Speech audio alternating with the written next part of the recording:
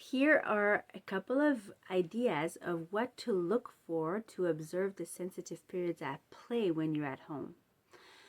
You will see your child have urges to do specific activities and some distress when they are interrupted. You can also notice the child doing an activity repeatedly without getting tired.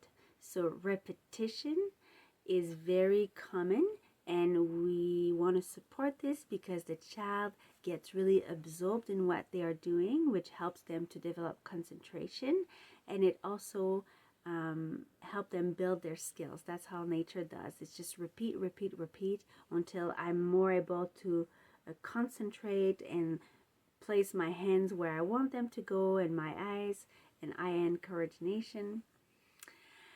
Another thing you will notice is when the child is done with what they were doing, there's kind of a sense of conclusion, and you will notice some sort of happiness in them. So there's kind of a lightness in the being, and that comes from the sense of accomplishment they feel from accomplishing, for doing something and finishing it.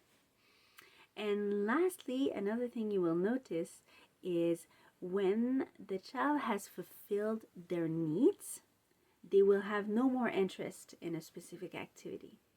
So maybe you will have seen them work with something for like 2 months and they were really into it, and then one day it's like, nope, this toy is not interesting anymore. Well, it's related to the fact that the needs are fulfilled and now they are ready for something else. They are just propelled to continue their development with other things. How can you support the sensitive periods at home with your child?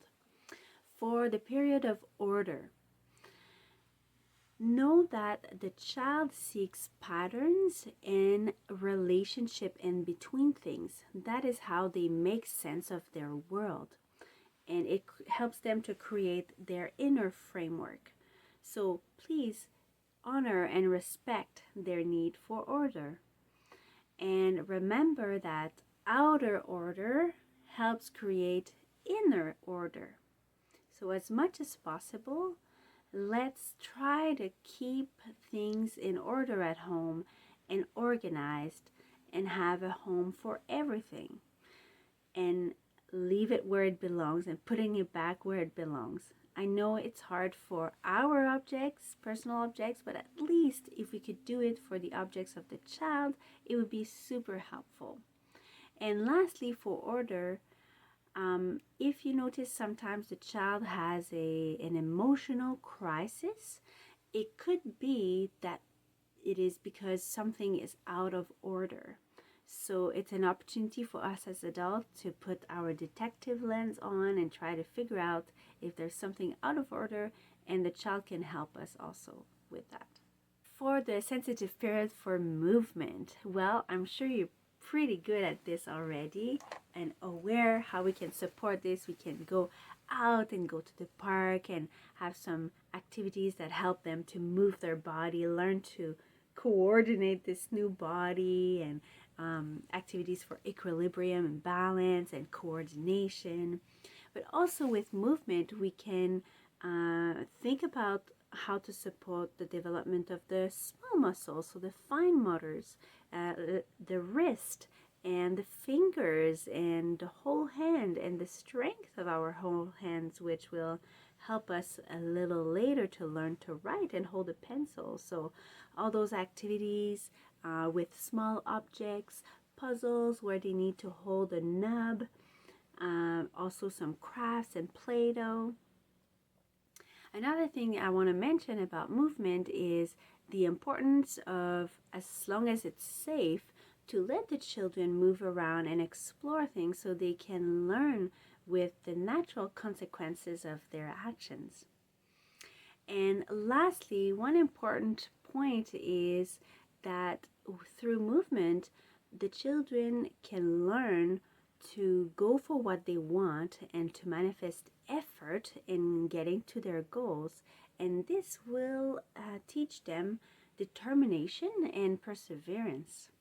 How to support the sensitive period for the development and refinement of sensory perceptions. Well, something that is important to understand here is that is how the intelligence develops, is by refining the senses and classifying. So and a great example for this that I wanted to share with you, it's very important, is that maybe you've experienced that with your child, is when they learn the word bird, everything will be a bird. So every time they see something with wings, it will be a bird. But a bird, something with wings, can be a parrot, it can be a bat, it can be a hen, it can be different things. So that's what we do with the refinement, is we go more into the details and helps them to classify the different categories. So let's say we work with the texture. So maybe we can learn that something is soft, but soft is very broad.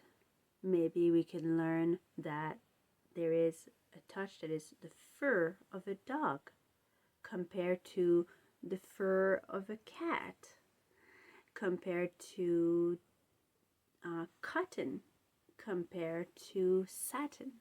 So you see that there's so much to explore. How you can support the spirit at home is to expose them to a wide variety of touch, smell, taste, sound. So you can expose them to different kind of cuisine, and so we'll touch the taste and the smell at the same time. We can expose them to also different kinds of music. We don't have to let the children just listen to children's music.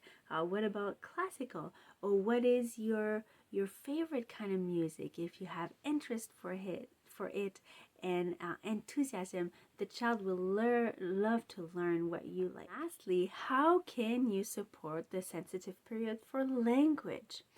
One thing is to support a lot of serve and return conversation, where we're just building on each other and building on what we see. And let's not make it a big questionnaire about the child, but something where we really exchange about each other.